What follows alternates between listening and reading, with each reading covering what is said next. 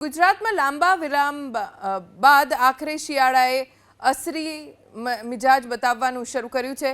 નલિયામાં 7.6 ડિગ્રી સાથે સિઝનનું સૌથી નીચું તાપમાન નોંધાયું। હજુ પણ 2 દિવસ હવામાન વિભાગે કોલ્ડ વેવની આગાહી કરી છે। અમદાવાદમાં 13.9 ડિગ્રી સાથે સરેરાશ લઘુત્તમ તાપમાનમાં સામાન્ય કરતાં 0.5 ડિગ્રીનો ઘટાડો નોંધાયો। આ ઉપરાંત દિવસ દરમિયાન સુસવાટાભર્યા પવન ફૂંકાતા ઠંડી અનુભવાઈ। આગામી 5 દિવસ અમદાવાદનું લઘુત્તમ તાપમાન 12 થી 14 ડિગ્રી વચ્ચે રહેવાનું અનુમાન છે।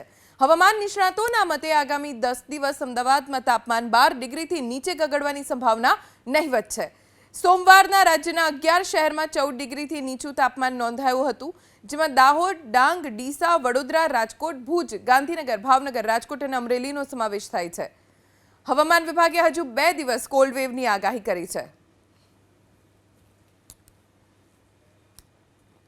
જમ્મુ કાશ્મીર, હિમાચલ પ્રદેશ અને ઉત્તરાખંડમાં પણ ભારે હિમવર્ષા થઈ રહી છે। કાશ્મીરના ગુલમર્ગમાં પ્રવાસીઓ બરફમાં મોજ માણતા જોવા મળ્યા, તો હિમાચલ, ઉત્તરાખંડમાં પર્યટકોની સંખ્યા વધી। જો કે શ્રીનગર લેહ હાઈવે ભારે બરફબારીના કારણે બંધ રહ્યો। રસ્તા પર બરફ હટાવવામાં કામ લાગી બીઆરઓની ટીમ। જોજીલા પાર પાસે જબરદસ્ત બરફવર્ષા થઈ છે। સોનમર્ગમાં પણ ભારે બરફ પડી રહ્યો છે। પહાડ બરફની ચાદરથી ઢંકાઈ ગયા। ઉત્તરાખંડના નૈનીતાલથી ભારે હિમવર્ષાની મનમોહક તસવીરો પણ સામે આવી। જો કે બરફવર્ષાના કારણે જનજીવન પર અસર પડી રહી છે, લોકોને આવવા જવામાં તકલીફ પડી રહી છે। ઉત્તરાખંડના ચમોલીમાં પહાડો પર બરફની સફેદ ચાદર છવાઈ ગઈ।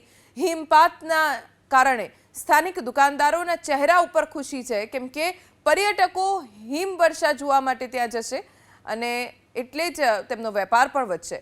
આવા જ મનમોહક દ્રશ્યો હિમાચલ પ્રદેશના ઊંચાઈવાળા ક્ષેત્રોમાં પણ દેખાઈ રહ્યા છે।